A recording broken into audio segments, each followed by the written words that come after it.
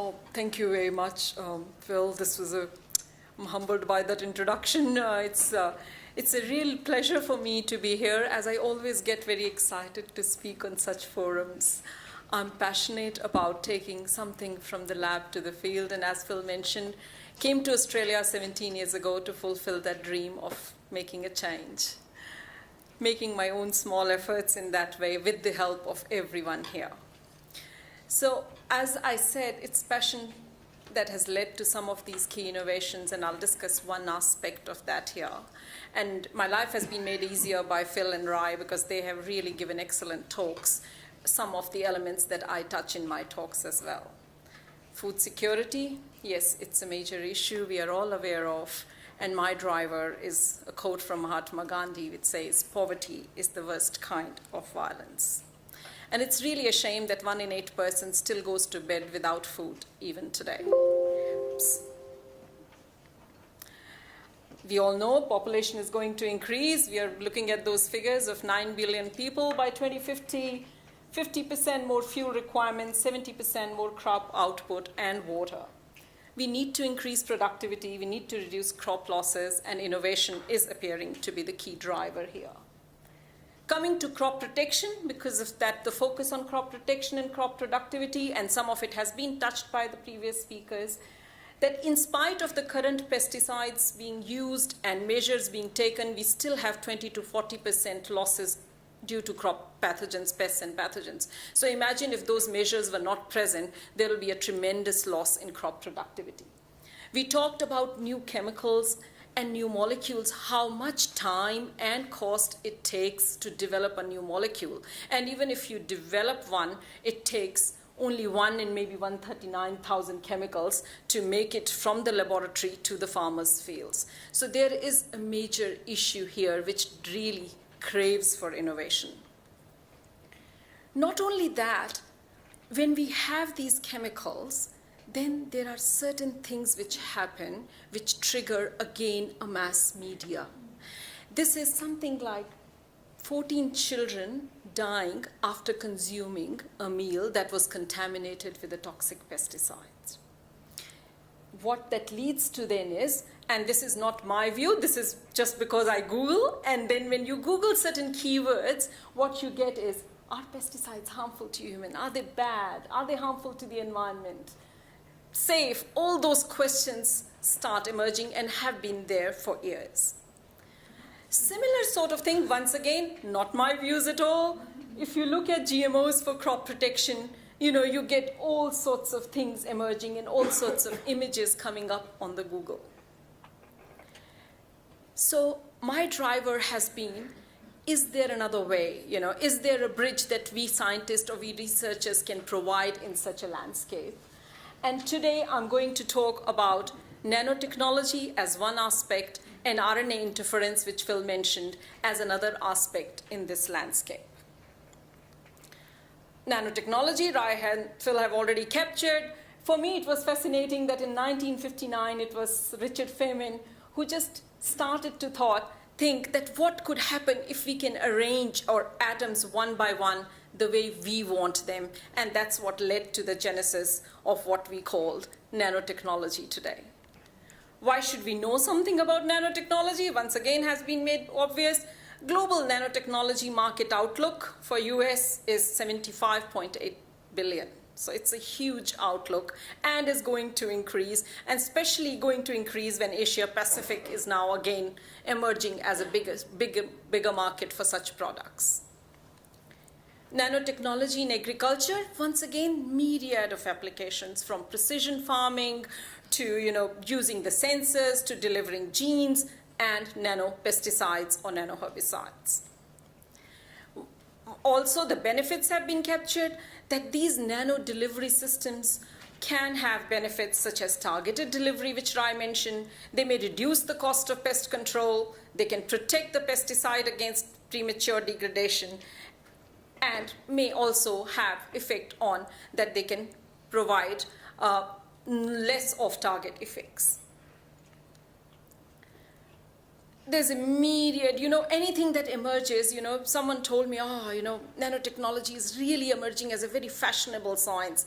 Everyone nanoengineer is now making, n number of materials and trying to use them. And this slide sort of something captures that. There are emulsions, there's metal oxides, there's silicas, liposomes, and Phil explained those materials in his presentation as well. And I'm going to focus a little bit here on clay-based nanomaterials.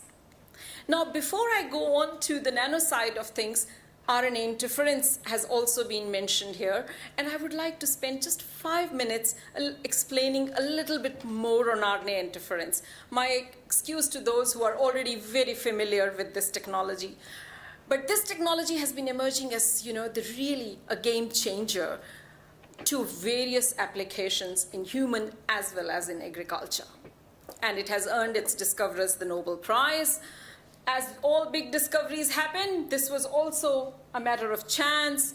Researchers really were trying to make deep purple petunias for a commercial market because the petunia flowers are variegated at the moment, and they wanted deep purple petunias. They thought that if they can overexpress the gene that gives purple color, wow, that would be really nice. And that's what they were trying to do. Not silence the gene, but overexpress the gene. And what they ended up was an absolutely white flower. There was no color at all. And that's when they realized that instead of overexpressing the gene, they have actually silenced it. There is no expression. How does that happen? And this phenomenon, after its discovery in plants, so all big discoveries always happen in plants, and then it moved to fungi. It has been shown in worms, in flies, in mice, and mammalian cell lines, and different terms have been used to explain that. Now, this is one slide that has not left me for the last 17 years. This is the slide this was the first slide of my first talk on RNA interference when I started working in that area 17 years ago. And I still remember the day. I'm sitting in my office, my first day at the University of Queensland. I opened my email, and the first email said, please do not open any email if you get the message, I love you. It is a computer virus going around, and it is going to hack your computer system. And that's when I was reading about RNAi or RNA interference. So in the background, you can see it's a cucumber mosaic virus particles, which causes severe disease or a severe loss to cucurbit crops. And what was amazing to me was that what is still an enigma for computer scientists, how to protect our systems from unknown viruses, plants have actually evolved a mechanism to protect themselves from all unknown viruses and transposons by way of RNA interference. So the central dogma is that we have DNA that gives rise to a single-stranded RNA, and that forms a protein. However, this dogma is challenged when we look at silencing. Sometimes this DNA, which is double-stranded, has to form a single-stranded RNA, goes a bit naughty, and forms what is called double-stranded RNA. Now, plants are not used to it. They are always used to their single-stranded RNA. But when this double-stranded RNA appears in the system of the plants, they don't like it. They are not multicultural. They don't like foreigners. This double-stranded RNA is a foreign element for them. What they do is they have deep scissors in their pocket called enzymes, called dicers. They chop it up into what are called small interfering RNAs. Now, one step, there's no protein, there's no gene expression now because the RNA has been chopped up into these small pieces. Not only that, these small pieces then remain floating in the plant system, more or less acting like a gene police. The strands separate, and now what they are looking for is their perfect partner. They will not do anything unless and until they find their perfect match. As soon as they find their perfect match in that messenger RNA, they bind to it. And unlike marriages made in heaven where you live happily ever after with your perfect partner, in this case, they instantly kill their partner. That is, the messenger RNA is degraded, absolutely degraded, and once again, there is no gene expression or there is no protein. Now, this when this was happened, we humans always want to use it for our benefit, and that's how the technology started, or started to work on this to make genetically engineered or genetically modified crops, which we can have resistant to viruses or resistant to other pathogens. So the way I started to do that was to have a sequence from the pathogen, put it in the nucleus of the plant, that is genetically modify the plant so that it expresses the double-stranded RNA of that pathogen.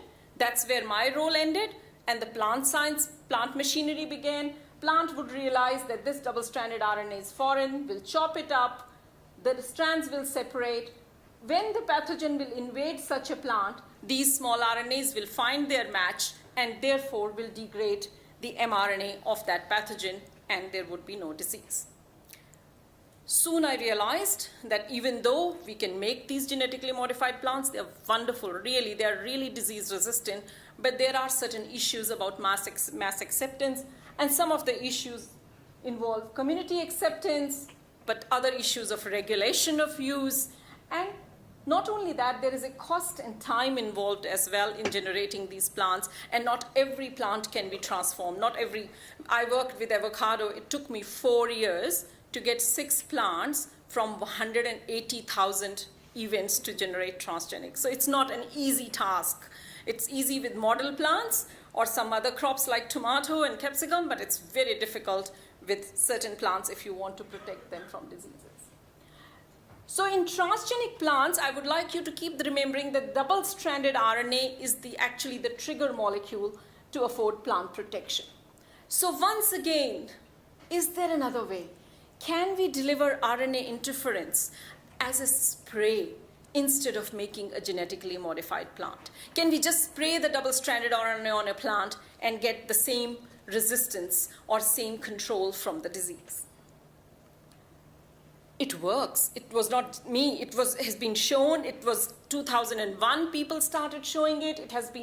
Now there are 12 papers on it. It has been shown with 10 different viruses and 3 viroids with 11 different host plants. That is, if you take just a small sequence from the virus, express it as double-stranded RNA, and just spray that naked double-stranded RNA on the plant as a spray, and then you challenge that plant with a virus, your plant would be protected. So what's the next step then? And this image was what captured my attention when I was looking at the literature. You can see here one half of the leaf has not been sprayed with the double-stranded RNA. The other half has been sprayed. Both the halves have been challenged with the virus, and you can see that double-stranded RNA gives protection. However, with all these 12 papers and all the work that has been done so far, it became very evident that this double-stranded RNA is not stable.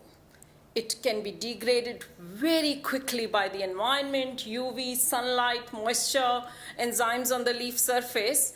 So even if you're spraying this double-stranded RNA on the leaf, your window of protection is only 3 to 5 days. That is, you spray your leaf on day 1, you challenge your leaf with the virus or with the pathogen. On day 3, you're happy. Oh yes, healthy plant. You go and challenge it on day 7. No. So what does that mean? It's not commercially viable or relevant. You cannot have farmers spraying their field every 3 days. So this is unstable. It's degraded by enzymes. It's not protected from UV. It can get easily washed away, and protection lasts only for 5 days. Once again, a question, is there another way? Yes. Can we make this double-stranded RNA as a stable formulation? And that's where the combination of nanotechnology and RNA interference comes in. So how can we convert these experiments into a commercially viable system for farmers? Can we protect this dsRNA from rain? Can we use some sort of a carrier which is non-toxic? Can we protect it from harsh environments? Can we make it sticking on the leaf? Can we make it a degradable system so that there's no residue on the leaf surface? This is where BioClay comes in for me, and this is a picture which is done by UQ Changemakers, but it's a beautiful one, so I'm trying to use it in my talks now. This is my postdoc, Carl Robinson, and Lizzie Worrell. She's a PhD student with me. And what we are doing is, with the help of scientists, professors like Gordon Zhu and Professor Max Liu, using clay nanosheets for delivering RNA interference or the double-stranded RNA.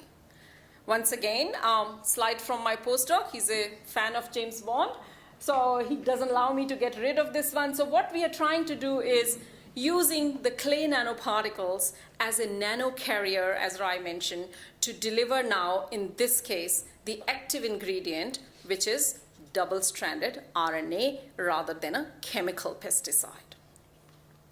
So double-stranded RNA is the trigger molecule of RNA interference, and the particles or the clay that we are using here, once again has been mentioned before, it is layered double hydroxide, and it is an anionic material. So these clay or layered double hydroxide is like a stack of sheets. These are positively charged nanosheets. And double-stranded RNA is negatively charged. So it is just a question of binding of positively charged sheets with the negatively charged double-stranded RNA.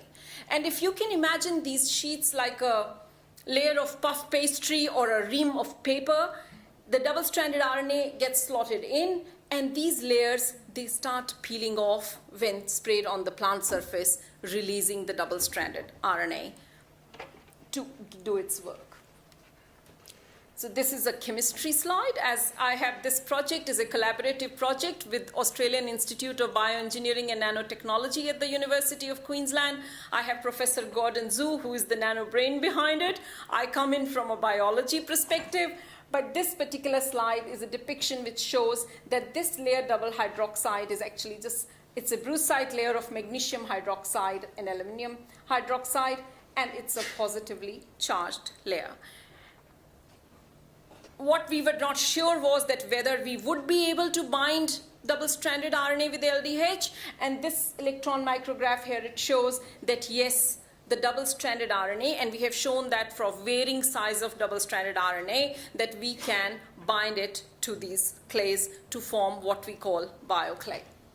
Not only that, this double-stranded RNA is released on the leaf surface by a natural mechanism once again.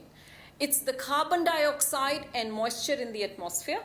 What happens is, in the morning dew or in the presence of these moistures, there's carbonic acid formation on the leaf surface. The pH is lowered.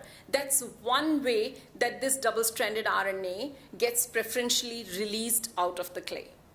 Another thing that keeps on happening is that this particular clay is inherently degradative. It just goes on degrading into magnesium and aluminum ions as time passes. So there are two mechanisms of the release happening here, and I'm not showing the details here, but we have done elegant experiments to prove that hypothesis that yes, this is what happens on the leaf surface.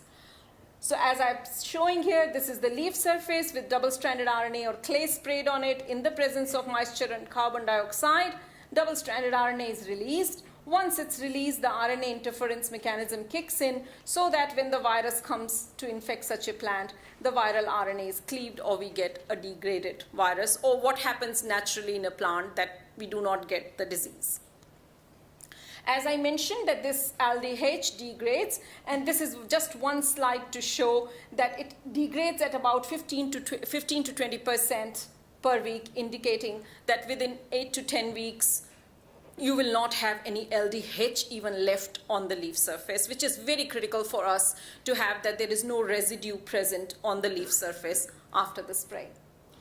Not only that, we have shown that this particular clay, it improves adherence, which is very important, that it does not get washed off. So if you look at the panel on the right-hand side, this is dsRNA loaded on clay and labeled, and you can see before and after wash, it is still sticking on the leaf surface. Whereas if you just have the naked dsRNA on the left-hand side, you will see that after wash, it just disappears. So this clay is providing us with that stability angle. Not only that, the key point here is that it is now increased the window of protection. Here I'm showing just a slide where we have gone up to day 20. Remember I mentioned previously, if you were doing naked dsRNA, your window of protection was only 3 to 5 days. By marrying it with clay or delivering it using those clay nanoparticles, our window of protection has now gone up to, this slide shows 20 days, but we have done experiments to show that it is extendable up to 30 to 40 days. So that is, you spray it on the leaf surface on day 0, but if the virus is going to come along on day 20, your plant will still be protected.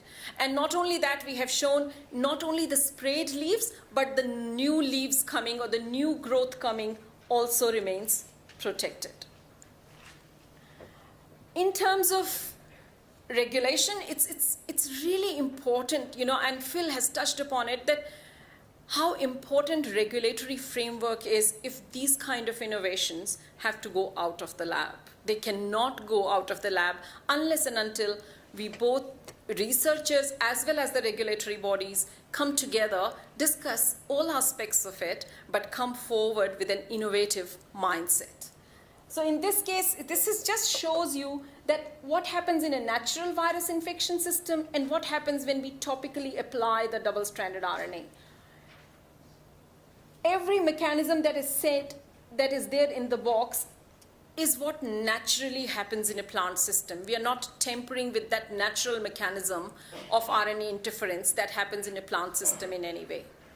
The only thing we are doing here is, instead of a virus coming and infecting a plant, we are supplying that dsRNA sequence of that virus onto the plant system, which anyway happens in nature when insects transmit viruses, or when the virus naturally has this replicative cycle that forms this double-stranded RNA. So these are some of the key tenets that we would like to sort of put forward. We don't have any virus protection system, so it's really nice to get a system going where we can protect these plants. There's endless possibilities. We are not looking only at viruses. It could be insect pests. We can have a double-stranded RNA of sequence from an insect, which we can spray so that when that insect feeds on that plant, takes up that dsRNA, and then we can have an insect pest control mechanism as well. As I said, the possibilities are endless. This is just sort of the starting. So would just like to say the next big thing is very small. We need to have, nanotechnology could represent a new source for agricultural sector. They have not yet impacted the market in a big way, but design of regulation and public opinion are very, very critical. This is acknowledgements from some of the partners. Some of the work was funded by Bill and Melinda Gates Foundation initially, and we have New Farm as our industry partner at the moment in this work. And yes, thank you from Team Neena.